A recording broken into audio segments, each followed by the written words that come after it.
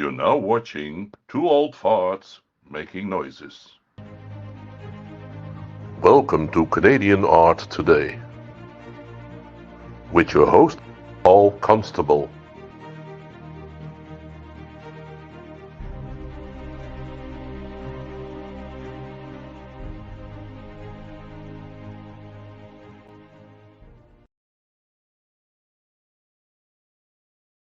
Hey, Paul, how you doing? Good morning, friend. How you doing? I'm doing fine. It's a good day. Another beautiful day. Yes, we have less smoke and more blue skies. So And everybody I know in New York wants to thank you for that because they've all been wearing masks the last week. I So- know sort of like kind of the COVID thing. I know, right? It's a carryover, so it's easy for everybody to like, hey, I have leftover masks. It's no big deal, so it worked out well. I feel like Hong Kong. That's why we did that, just to say Hong Kong, Beijing, yep, all of it. India, it's a whole thing. Unfortunately, But they're all running around with masks on too. There Same you go. problem. Yeah, big orange skies. But anyway, it's kind of wind is blowing around, and hopefully you get some of those worst year ever for fires. I think. My gosh. Yep, it's probably going to get worse as the time goes on. So something to look forward to. Yeah. Hot and hotter. Yep. So Anyway. this week you have a special guest who's an artist, and she makes social commentary. So I'm sure she'll have commentary on some of this, which will be kind of cool. Yes, she's probably more political commentary, but and Political is good. social commentary more than environmental commentary. But I think it probably does. They do go together. Yep. Yeah, we have we'll bring her on here anytime and just take a look. There And you go. Sandra, welcome to the show. Yeah, thank you. Nice to be here. Yeah. So I'm going to introduce, welcome Sandra to Canadian Art Today. Now, Sandra is, I guess I'll just talk while you're there, but it's your social commentary a little bit and some of your work that you're doing through residency around the world. And it's really not about selling artwork. It's really about using your art. And I guess you call it, you see your art that it kind of takes more meaningful purpose than making art for sale. But you're responding through clay and the uses of clay to, I guess, create imagery and can be somewhat iconic. But you've taught at, you're educated U of S.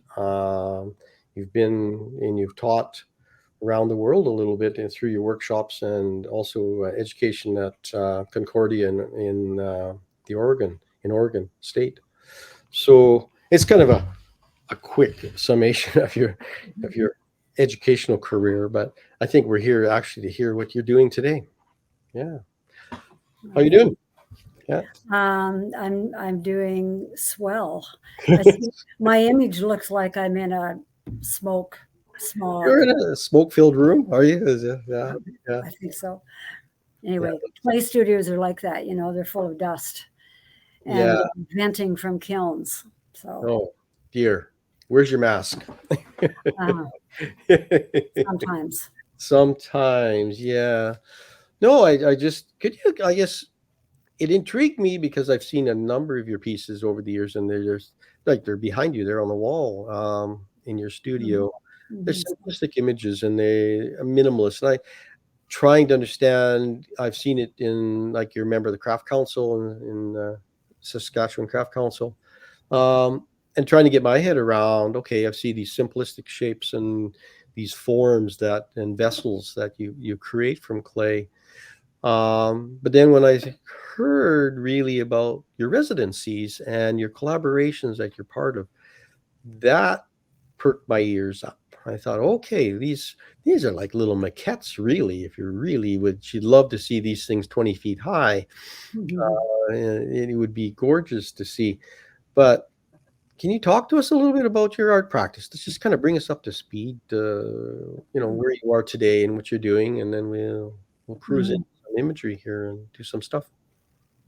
Well, I started out at the University of Regina as more of a functional potter, although I was always doing sculpture and I was throwing at the same time, etc. So, my roots were in the field of wheel thrown functional work. But I was always migrating to vessels, which are non-functional forms, and to anything from figurative to abstraction. Because at that time at the U of R, there were 3 factions in the clay department. We had Jack Sears, who was throwing pots and people followed him. We had David Gilhooly come from Davis University, and he informed Joe Fafard, Vic Sikansky, David Thauberger, and these people started following the funk movement out of the 60s, 70s in California, which was whimsical, figurative work. And then there was Marilyn Levine, who was working more abstraction, and she is a chemist, was a chemist, who was known for her satchels, trompe-l'oeil look-alike suitcases and boots and so on. And that's who I studied with, although I was doing throwing at the same time. So and I did my degree actually in social sciences as well as fine arts. Yeah. There's that crossover where I had one foot in the social science world and one foot in the fine arts world. So all my career, which has been about 40 years, I've been trying to find a uniformity or a harmony between those 2 factions of my life. And I think that's where perhaps the layers of meaning, social commentary, and so on come into play. Yeah, I think it's very, I guess it's, I won't say it's a luxury, but it's for an artist to be able to spend a good chunk of their time to do that kind of work. I mean, it's fulfilling. I mean, really, how do you afford to do that kind of work? Mm-hmm. Mm-hmm. Well, I started being offered teaching positions right away. I had been working in clay for only, I think 2 years when some friends bought an old church here in Saskatoon, Fifth Street Studio, it was called, in the late 70s, and said, Sandy, you have to move to Saskatoon and teach clay. So that began a teaching career right at the get-go. And I've continued to teach throughout. I was with Fifth Street Studio, then I moved over to the U of S here, taught a lot of sessional classes for them. And then when I moved to Portland, Oregon, I taught at Concordia. In between, there was SciAst. I forgot to mention SciAst. I was there 16 years running the art department there, which was applied arts. Right. Yeah. And so my career necessitated teaching, but it also was a big part of what I wanted to do. I found I was very informed by the students and very motivated by all the work that was going on in the department. So it was a really nice marriage. However, it didn't allow me a lot of time to be working full-time on my work. So I would practice, on weekends, and my practice was sparse, but I always had an exhibition record. It was important to me to keep working. So now in the last, 8 or 10 years that I've been in Saskatoon, I quit teaching completely, and I've been full-time in my studio. So that partly explains, how I'm surviving. Yeah. Well, a lot of your work lately is sort of been residency based, where you're actually working on using your discipline and working within the residencies and collaborations around the world. I was amazed by the amount of different locations that you've worked in. Do those locations, are they essential to your response with clay in your commentary that you're using your clay works for? Well, any place you visit or dwell or engage in will have an influence on the work. France, the residency, yes. In Mexico, the residency, it wasn't a residency really, it was a collaboration that I instigated in a small village there. And I invited a ceramic artist from Connecticut to join me. And so that was a very interesting experience because we were working grassroots. in a little thatched roof studio. And we were working with the humble material of clay, which, I adore. I am really all about materiality and to think where our material is. It's under our feet as we walk, it's dirt, and the amazing history that clay has in the world. So that's a big thrust for me as to where my material has been through civilizations, starting, 8,000 BC. It helped allow people move into community because they discovered clay and they discovered that they could bake it. By accident, that occurred apparently. And they discovered the vessel. And through the vessel, it allowed them to cook. And so people moved from being nomads into moving into communities. I'm going to get David here or Stephen to launch the first images here. There we go. So, yeah. So this was your residency in France, and your first image that we brought up. So this is at the final. I'm just showing the final installation of it in your presentation, your show, and so we just go on to see a little close up of what you're talking about. So were these clay images as well with wood? Yeah, there's no wood in here. This is raw clay. So if we go back to that first slide just for a sec. There we go. What you see here is our installed exhibition. This was an absolutely beautiful gallery in this little village, a medieval village in the south of France, near Arles, near Vallauris, where Picasso worked. So we're in 2 rooms of a cave, an old cave, maybe a wine cave. So this install consists of 2 cages that are about 6 or 7 feet high. And you see the frontward cage here, which we call the gilded cage. Behind that, you can see a black frame, and that we call the humble cage. And we called this, the residency was 1 month long, and it was another ceramic artist. She's a mixed media artist, actually, and a sound and light artist, the 3 of us working together over a month. And we called this this residency Departures, examining a paradigm shift. So here we are in the south of France, where there was a lot of migration occurring. This was about 4 years ago, and there were many refugees landing on the Mediterranean south coastline there. And here we are near Cannes and Saint-Tropez and the French Riviera. And both Cecile and I, my cohort in the collaboration, had worked with boats as an icon. So boats were an icon that we had previously both worked at. So we said, well, let's work around that topic of boats. But we couldn't be really in that location and place without being fully aware of what was occurring in the Mediterranean.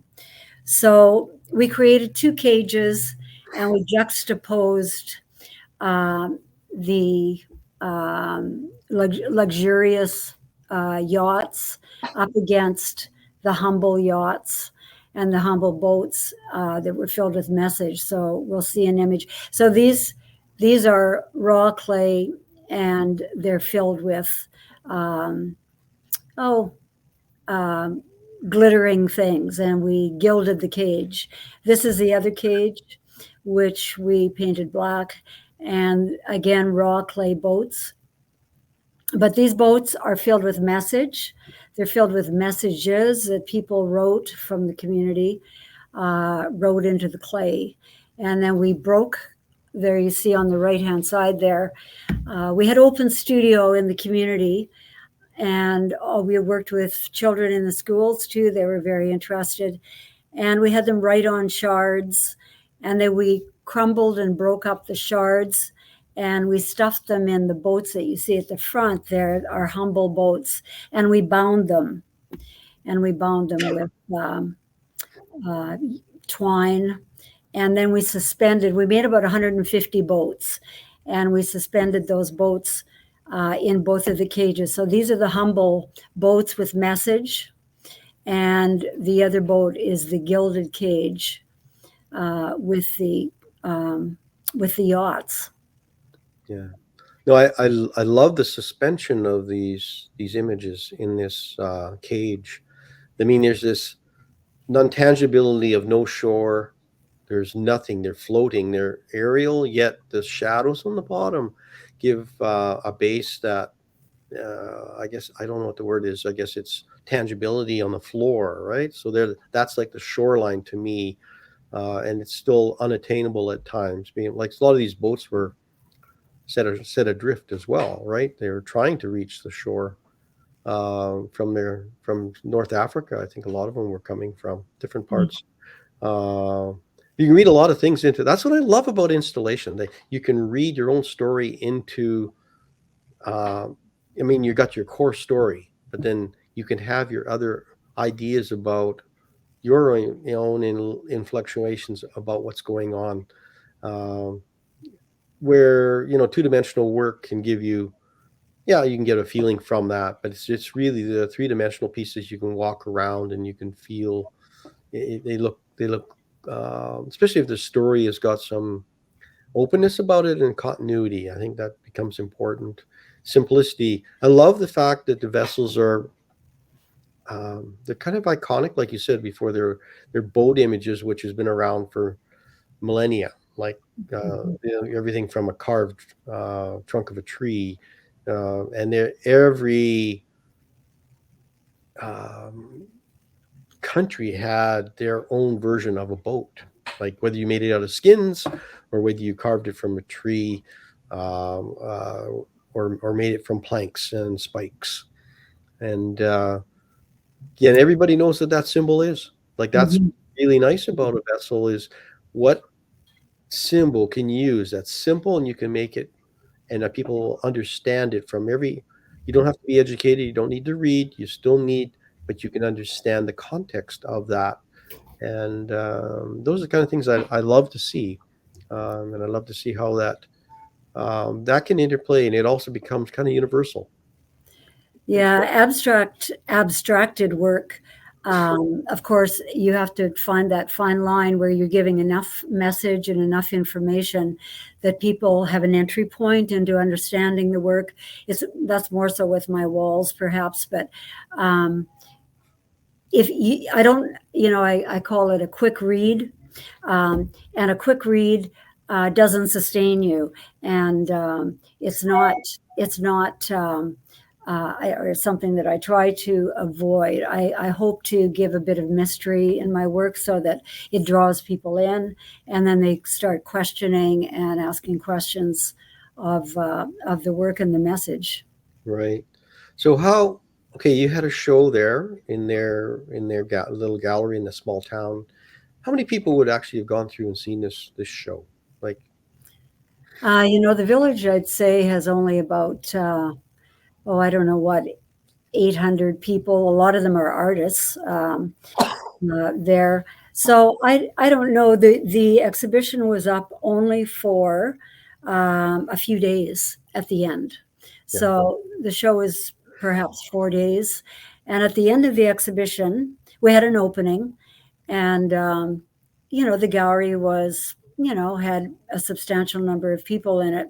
The interesting thing about the opening night was that very day there had been a big demonstration in Marseille because France had just turned away one of the Doctors Without Borders vessels who was trying to rescue a boat full of people off the coastline of Marseille. And the French government that very week had turned the boat away.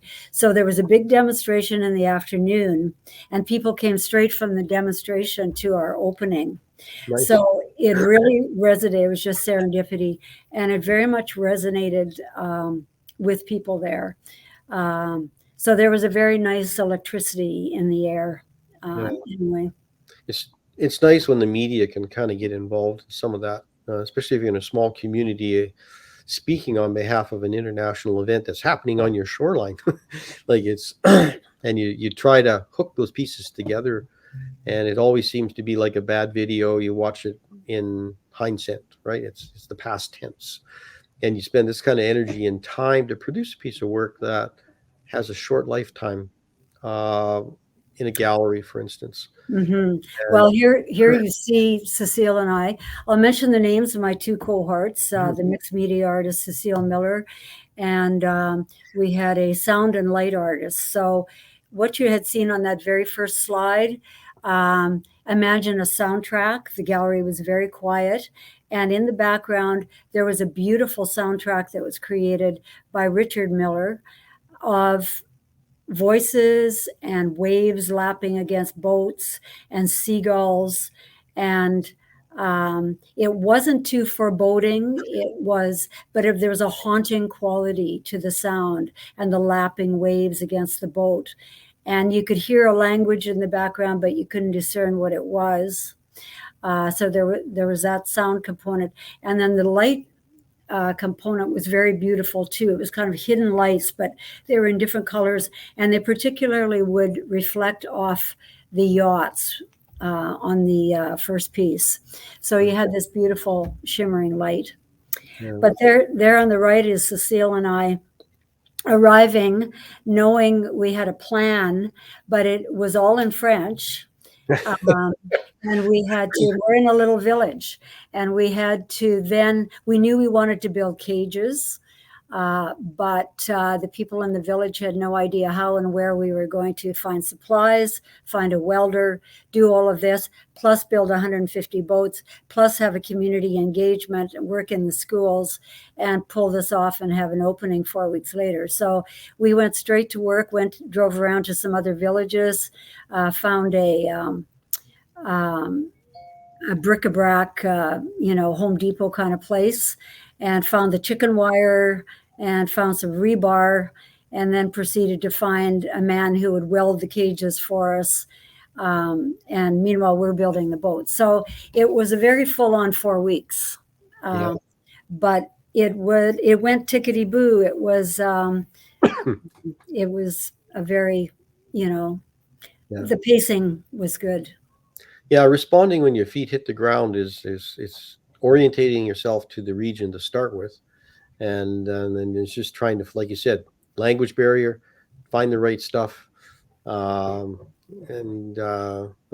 same kind of thing with a friend who was in Chile. The same thing, right? You hit the ground, you try to find your welding supplies and try your accommodations and try to figure that all out at the same time as produce a piece of work that. So did you apply for a residency there initially? That's how this started? Yeah. So did you I was going to say all of the residencies, but that's not true. Many residencies you have to apply for and be accepted. But in the case of Mexico, I instigated that one. In the case of New Zealand, collaboration, I was invited to go to that one. So yeah, it depends. But the France residency, yes, we applied.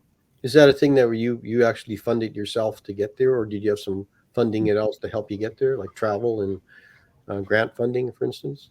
We had no funding for that project. No. Just a minute.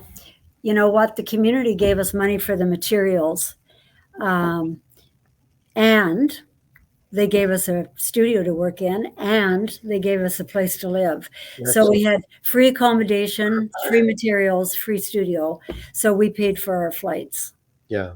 So that's typical of an artist having to make art in another community, or it's a huge undertaking to, the financial aspects to make something happen that you feel is really important. Not only did you spend a month of your time that is invested in your thoughts and ideas and beliefs, and not very many professions have that. An architect doesn't build anything unless they got money on the table. They don't start anything. Funding has to be in place before they do anything. Where an artist actually says it's important enough, I got to figure out how to do it and go ahead and do it. So all kudos for me that you've done that. I mean, that's people have to go through that at least once in their life to understand how exhausting it is to put the paperwork together for everything.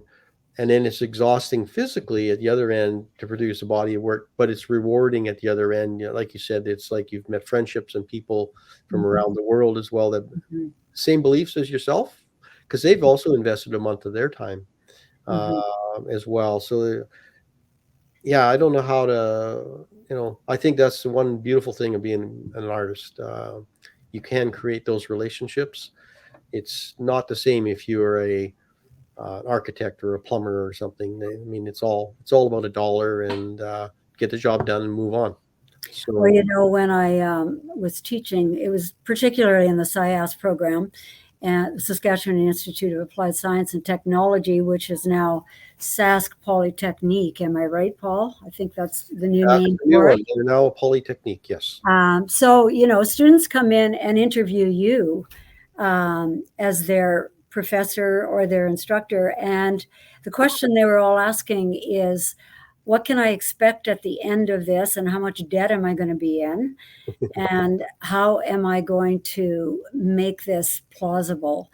And it's very hard to answer that to students. But I said, you know, it's going to be an expensive endeavor, but if you decide you want to enter the arts, it is going to be a very satisfying experience, and it's something that is going to be with you. We just get better and better and better. You know, whereas most other people are quitting their jobs or retiring at 55 or 60, we keep on going. It'll be something that will be in your life or can be in your life until, you know, the end. So there's something quite wonderful about the fact that you can keep learning and keep improving. Yeah, it's hard to, you know, promise a student a fulfilling career in the arts, knowing full well that it'll be a struggle. It's going to be, you really work hard every day. There, if you don't push the snowball, it won't grow, and it'll melt and it'll fall away. So you continue, like when you plan a holiday, we always tend to try, oh, maybe I can do some art while I'm on my holiday, right? Maybe I can figure out how I can afford to be in that place that's nice and warm when we have 30 below here. And I think it's the same thing. I'll go to the lake for a week, but I'll go there and I like to paint and do different things. Not that I don't have to do other things, but you're trying to justify that time away a little bit. And you're always thinking about that, where if you're employed with a company, you're 2 weeks off or 3 weeks off and you go and you forget about your job. And you go about leisure activities or whatever you're going to do. But an artist is quite different. I think we got one more slide up here on this last. There we go. Yeah. So that's an interesting one. So we decided my cohort, Cecile, follows some Eastern philosophies and meditation and so on. And we talked about the fact that these boats with the messages in them had, they needed to go back to the water. They needed to go back to the earth after we were finished with them. So we purposefully did not fire these boats. There were kilns in the studio, but these were raw clay that we just dried. And as I say, as you'll see on the left there, the messages in the boats, and they were bound. So the evening of the opening, there was a shaman who showed up, and that's a picture of him actually on the right. And he asked if he could come with us when we did the boat launch. So we invited everyone that was at the opening, and we said, well, where is there a body of water nearby? Where can we float these? And they said, aha, we have the perfect spot, because right near us is the source for the old Roman viaduct, Pont de Gare, which was a viaduct that ran, it was a 1st century AD, and it ran for 50 miles from the area that we were in down to Nîmes. And this viaduct had a decrease of, I think it was only like 2% or something. But the source of the water coming out of a hillside was right beside us. So that's where we are. We went to the source near us. And people from the opening showed up and milled around, and we launched these little boats, these little humble boats. And the shaman brought his drum and some whistles and so on. and he played this beautiful music while we were all taking turns and just launching these boats and watching them just kind of drift away and disintegrate. Yeah. So it was just a wonderful way to end a residency. Yeah. No, it's nice to have conclusions to things, and I think that's a great conclusion and a great story. I think it is. It's still about storytelling, correct? I think really It a is. beginning, an end, a middle, and an end. A lot of times an artist, the end is the sale at the art gallery and somebody selling your work. But in this thing, it's nice to, like you said, give it back to where it was meant to become. It has a really strong symbolistic feeling, and it concludes with that, and you can sleep at night. You're not sitting worrying about something, and I think. Well, it's nice to be able to put your ideas and your ideology and the things that you live with and believe and talk with people about into your practice, because after all, we do it 7 days of the week for X number of hours a day, and it isn't a lifestyle; it's a life, really. So it's wonderful when that all of those fragmented ends can connect in some way. Yeah. Yeah, it's just unfortunate that more people could not see and participate, even though the launching of the boats is a very personal thing. It's not that you want to have 10,000 people around while you're launching boats, but this becomes very personal to the people that were part of that community. I see that in the sense of that. But the importance and the impact that this show could have had if seen in a larger public space, in a larger community. So basically it could be moved and shown over a number of different cities through Europe. It would have been nice to have that in a coordination, short of a video done or something that could be, even put on YouTube or something, that people could get a sense of this and use it as a catalyst to spawn on new ideas and new things that might change policy, change different things. You never know what can happen when you can change.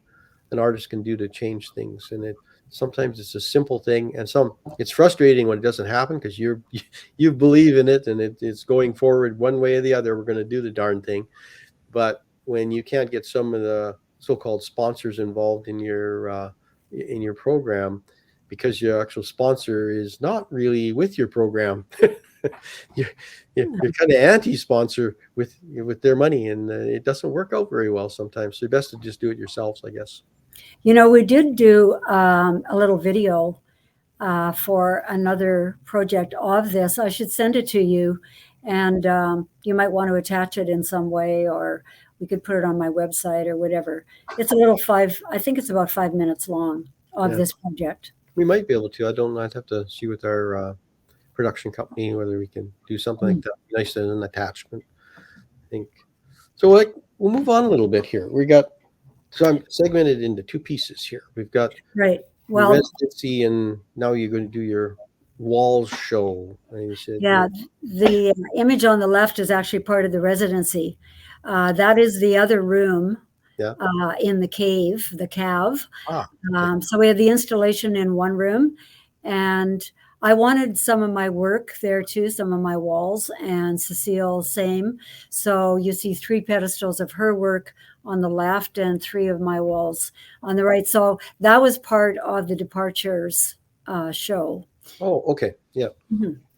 So no, it's good to show if you can bring pieces of your work and show them as well, rather than just doing what you were intended for, is just the residency. And I thought this is it's a beautiful space. I mean, it's very moodily lit, and it's not this bright white walled building, right? And it does, the walls in itself are in a conversation with your walls. Oh, absolutely. It just resonated history and warmth, and it just felt so right. Yeah, totally.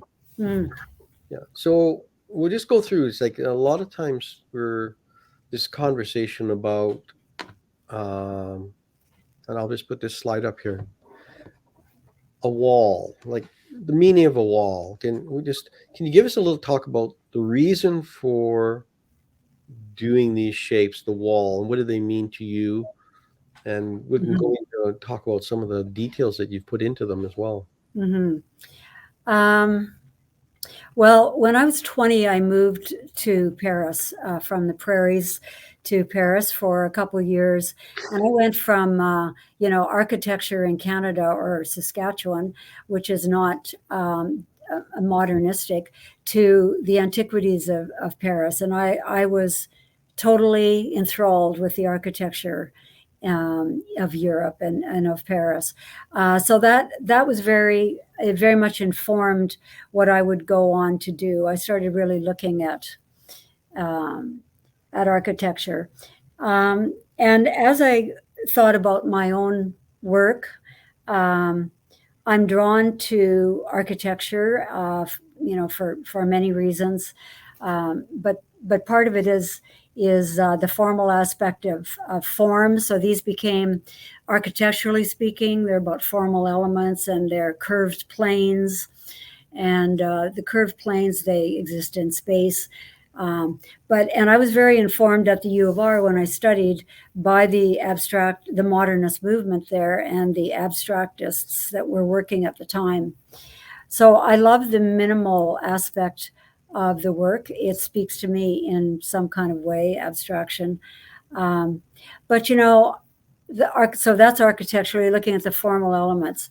But because I think of my sociology, psychology background too, I look at the human condition. So I think about the walls as how we personally build walls too. And we build walls to keep things in, to keep things out. My walls have perforations and punctures in them. I code into the walls. Most of them, this is a different application here, but those little punctures indicate to me anyway, the sense there's an interior or exterior.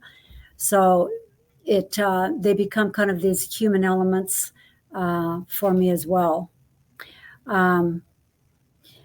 I would refer to that as the anthropomorphic, I suppose, aspect of these pieces. Yeah.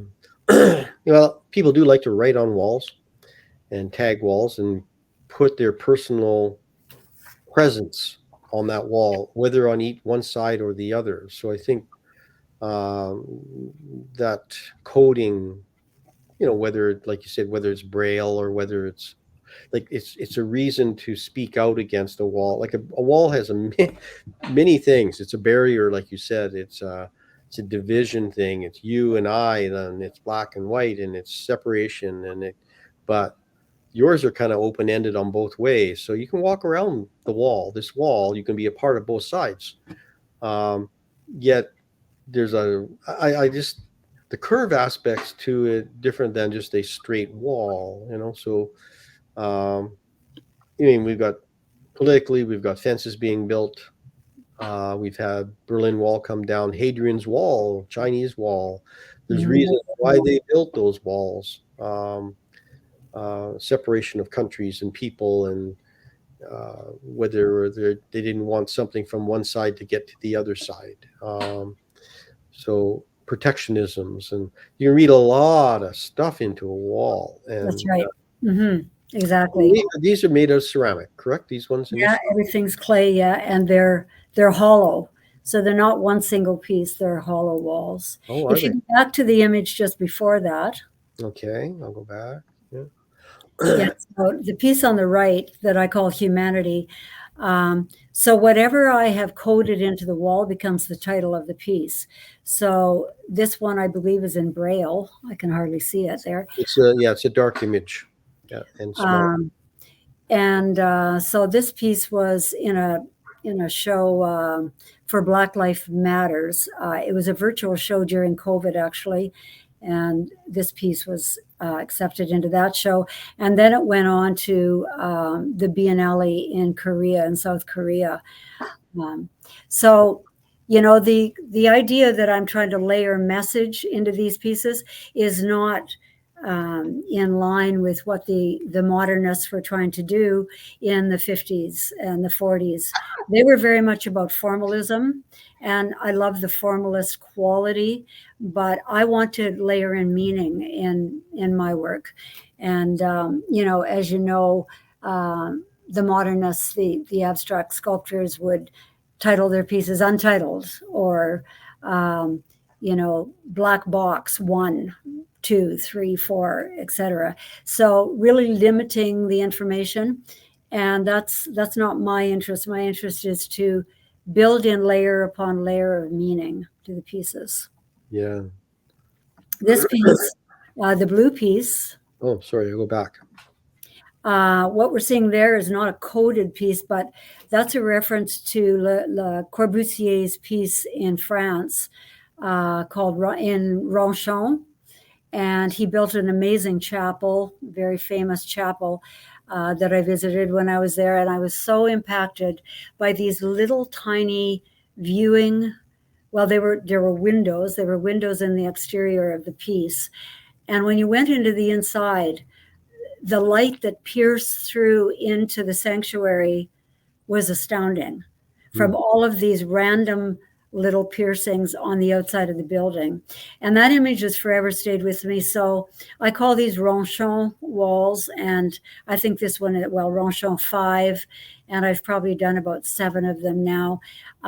So I enjoy the markings just as mark making on the surface. So the aesthetic quality of that. But it also is a bit mysterious, maybe for me at least, it invites you in a way. Yeah. That entry point into the piece. So have you tried to think about a way of doing that lighting situation where you could get that feeling that you're looking for?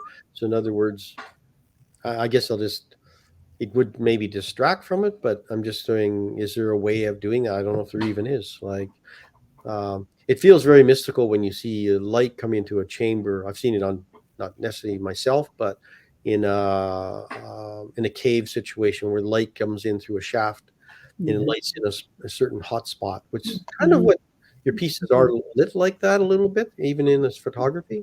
So it gives you a feeling like they're spotlit a little bit through in a dark cave somewhere. So, and like I said, I've only seen it on, in a movie or something that they've done the great lighting on that kind of thing. But I guess there probably would be a way of introducing light from the bottom up through the piece, complicated, but I kind of like the fact that they're dark, mysterious entry points. So you're entering an interior, but the interior is unknown. Yeah. No, it's now the coloration on this, how was that created?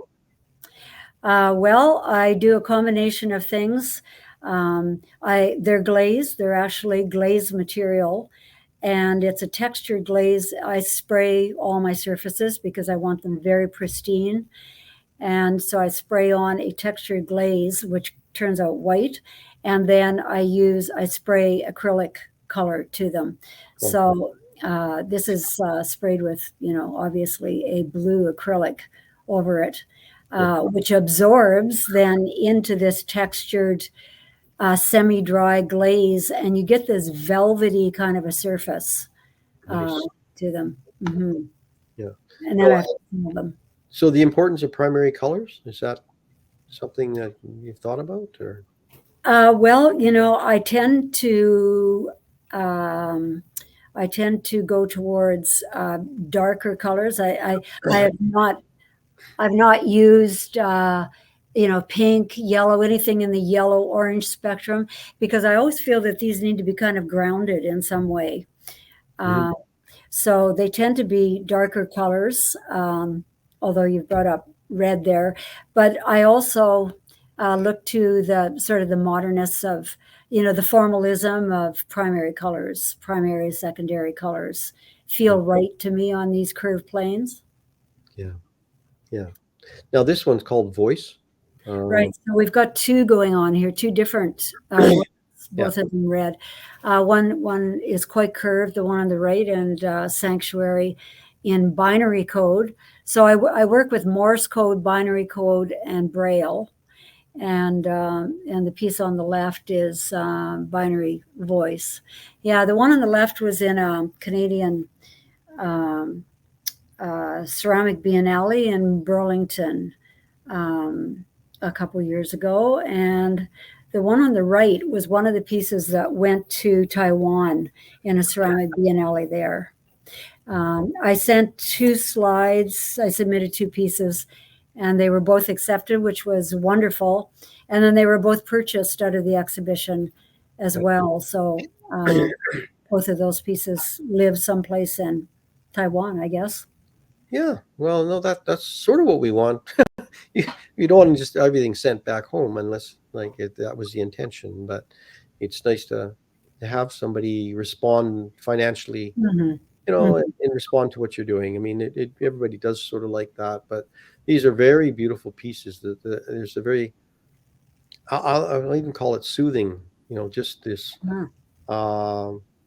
and the one on the left, the red wall voice. Mhm. You're dipping down from low and it goes higher in the middle from each end. So really different feeling than the cyclic one on the right, or like Mhm. the sanctuary one, which kind of it's sort of like giving you a hug. That one on the right a little bit. If you're in that space, sitting down with your back against the wall, if you could make that thing 10 feet high, uh, I think that would be a very beautiful piece in a gallery, even a full white gallery, to have that in a space. And made out of whatever substrate you could make it out of, I guess, is to give Mhm. them. I think the soft, like you mentioned before, that velvety soft feeling, I can feel it in that. I want that, but I want it larger. Well, And that's interesting, Paul, because many people have said that to me, that they envision these large, and I have built 2 life-size or upscaled walls. One of them was a commission in Oregon on a rare orchid nursery, and it's about 26 feet long by 7 feet high. It's in my website, actually. I call it the blue wall. So that's a large wall in space. And then I built one for a show, an adobe wall in a gallery for an exhibition, and actually built the adobe wall in the space over a period of about 3 weeks or 2 weeks or something. Unfortunately, I had a lot of students helping me and other people. But the lovely thing about that was that the adobe, which is made out of straw and sand and clay, just like the adobes of Santa Fe and New Mexico and so on, it smelled like manure. And so when people walked into the gallery, endless elderly people would come to me and say, I grew up in a soddy on the prairies. I grew up in a sod house, and it smelled just like this. And Wow. every spring we'd have to go out and take mud from the ground, and we'd repair, the winter's damage. And it's true, it smelled so lovely in that gallery. But Yeah. back to the notion of upping the scale. I am looking at that, but it's difficult. I'd have to move out of my material. It would be impossible to build those out of clay. I'd have to go to metal. If it's going to be a public commission, it has to be metal. And I'm looking for foundries that could handle a large scale in metal of these curved planes. Yeah, well, they are around, I would think. I almost think sometimes it could be foam, like a beautiful foam wall, like made out of foam, spray Yeah. foam, for lack of words, spray foam. I don't know, huge. But anyway, here's a piece that we talked with, that Braille code that actually shows up on the right there, and you can Mhm. sort of see Mhm. that. It looks beautiful, and I love this pewtery feeling, the pewter color, right? And is that what this is? It's sort of like Mhm. pewter, Yeah, they're glazes, and they're metallic glazes, right? sprayed on very carefully, not to get any drips and to get basically a uniform coat.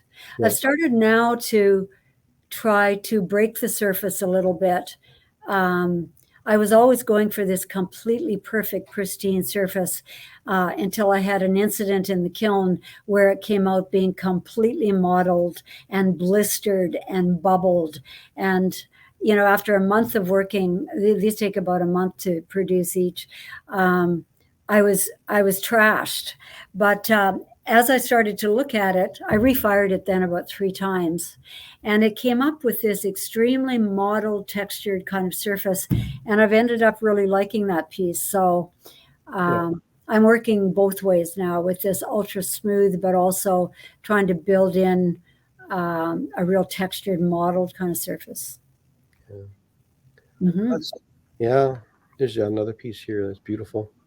No, it's textures of love. It's great that you can embrace that. I think that chance and accidents can change how we look at things. I'm a great believer in that.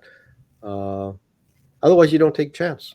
You just keep doing the same thing over and over again, and you realize that you haven't pushed your own boundary. I think residencies help you, and collaborations as well. And I would really like, Interesting that you say that, because that last slide is of a departure for me. Those are, I'm calling those geoforms, and you'll see they're not curved planes anymore. Right. And, you know, I got the idea of curved plane. I follow a lot of architects, Louis Barragan in Mexico, big fave modernist, but Frank Gehry is a hero of mine. And Frank Gehry talked about a plain piece of paper where you just look at the plain piece of paper, and of course it won't stand. But as soon as you curve that piece of paper, it stands in space. Yeah. So my pieces have been curved, but I'm now looking at, you know, changes and where to go with these pieces. I mean, I forever love the curved plane, but the geometric forms are now being inspired by a 50s, a modernist woman, a sculptor from New York, who I know very well, but most people have never heard of her, Anne Truitt. And she built these most amazing minimalist sculptures in space. Hers were wood. So I'm working off some of her drawings, and this next body of work I'm calling Geoforms, and they're working more formally off of her inspiration. Yeah.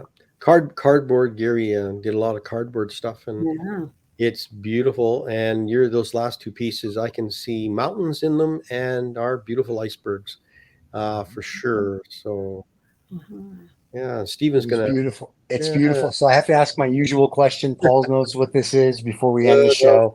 And actually, just so you know, people have come in to my little studio here while you were talking and looking at your work, going, I love that. I want that. I love that. And they like the red wall. And I'm like, that one's been sold. And they're like, oh, I'm like, let's calm down. So the question that we always ask every artist, because people watch these interviews, if someone wants to not commission, but buy one of your pieces, what's the range? Is it X to Z? Yeah. The walls are anywhere from 2,300. We're talking Canadian. So you folks in the US, you get a deal, right? I was going to say, so it's play money now. So it's nothing. So 23 to 3 or 3,500. Okay. And the one, the second to the last one, the black sculpture one, the one that almost looks silver. Right. How much does that go for roughly? Let's see. The last bronze wall I have a gallery here in Saskatchewan. Yeah, 2,800. Because that's somebody literally just kept going, I want that. I'm like, calm down. I'll ask questions. Let's one thing at a time. So basically, somewhere we say 2,000 and 3,000, let's say Canadian, you can get a sculpture by you. Yeah. There you go. It's a steal. And they need homes in the US. So I know. And the funny thing is, we collect art, my family and I. So one of the people that was in here in my ear was my wife. So I'll be like, okay. I said, you'll watch the interview tomorrow, then you'll let me know. And then we'll go from there. So, but anyway, your stuff is absolutely gorgeous. Thank you very much. And I'm sorry that, pleasure. I'm sorry. I'm not really sorry. Who cares? But David, I'm sorry he couldn't be here because he would love it as well. But if he doesn't make the next show, too bad for him. But we should, to your point, do a second show with you. I would love that. And for all the people that were listening, and you're talking about this 5-minute video, if you send that to us, we will run that as an extra. So we will say this is an extra. This is the video. We'll describe what it's part of. So the people that saw this interview that want to see that will be able to find it not only on Canadian Art Today on our YouTube playlist, they'll be able to find it on Instagram, and they'll also be able to find it on our TikTok or Facebook. So we'll put that out everywhere. So you can send that to us later and we'll take care of that for you. Very nice. Yeah, it'd be nice to have some exposure to that. Yeah. So we will do that. It was a pleasure. Thank you so much. Stick around. We have to run credits. This makes David happy even if he's not here. So. Okay.